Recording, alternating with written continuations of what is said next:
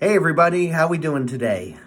Figured I'd do a follow-up to my Piano 101 video from the other day and talk a little bit more about how to play that C scale and how to work within it and how to form chords in the key of C major. And I'm a believer that if you understand how to form chords and play a major scale in the key of C, transferring it to other keys will not be as difficult. Ready?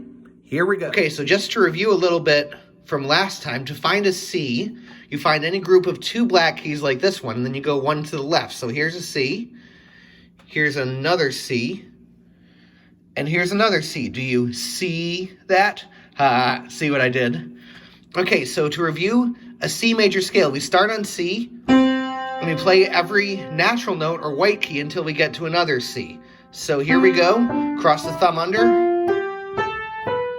back down, cross the middle finger over. All right, so that's our C major scale. We are going to now learn how to play a C major triad, which is another name for a C major chord. And we call it a triad because there are three notes involved. Get it? So we're starting on the C, all right? The third note of a C scale is an E, which we have right here, and the fifth note is a G. So if I play those notes all together, you get that. If I play those notes all together and add the high C, again, not the orange juice, but the note, you get this, C, E, G, C, okay? So if you play them all together, you get what's called a block chord. And if you play them one note at a time in order, you get what's called an arpeggio. So if I play the scale followed by the arpeggio, it goes something like this.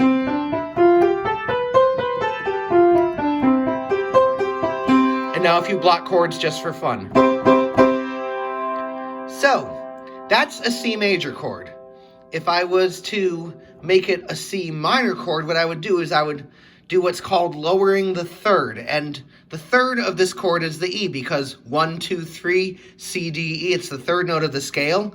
So I'm going to lower it what we call a half step, which is the distance between any two directly adjacent notes on the keyboard. So we're going to lower it from an E natural down a half step to an E flat.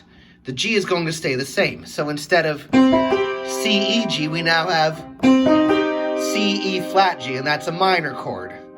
And you might say that it sounds a little bit sadder than a major chord, and yes, to our ears it probably does because that's what we've been accustomed to associating it with. So just to review C major, C, E, G, C minor, C, E flat, G. Now, we're going to build on that minor chord and make a C diminished chord, or C diminished triad. This time we're going to lower the fifth of the chord, and the fifth, in this case, is the G, because 1, 2, 3, 4, 5, C, D, E, F, G, okay?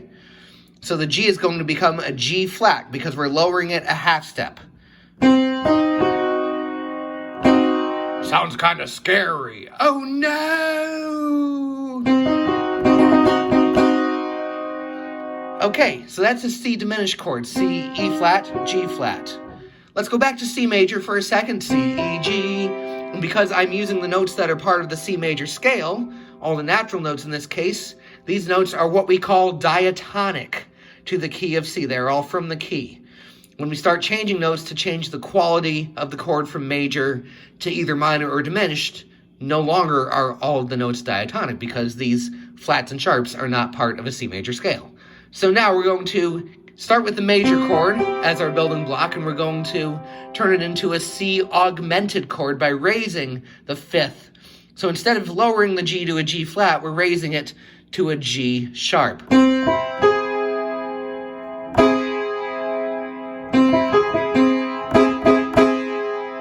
Sounds kind of exotic and futuristic, if you will. So anyway, just to review, C major, C minor, C diminished, C augmented, and back to C major. And that was actually a C pentatonic scale that I accidentally played. And we learned last time that if you play the sharp and flat keys, also known as the black keys, or also known as the accidentals, starting on the F sharp or G flat, and you play them in order until you get to the next F sharp or G flat, that's a pentatonic scale. And if you start on a C and play the same pattern, basically playing the same notes that have the same separations as this pattern did, same combinations of half steps between certain notes. We'll go into more detail on that in another video. But if you play the C, E, D, E, G, A, C. One more time. No, that was not it.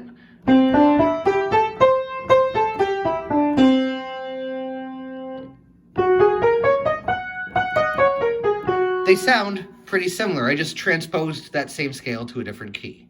Again, more on that to come in another video. Hope you enjoyed today's episode. I'd like to once again remind you that you can tune a piano, but you can't tune a fish unless you adjust the scales. Have a good one. Stay safe.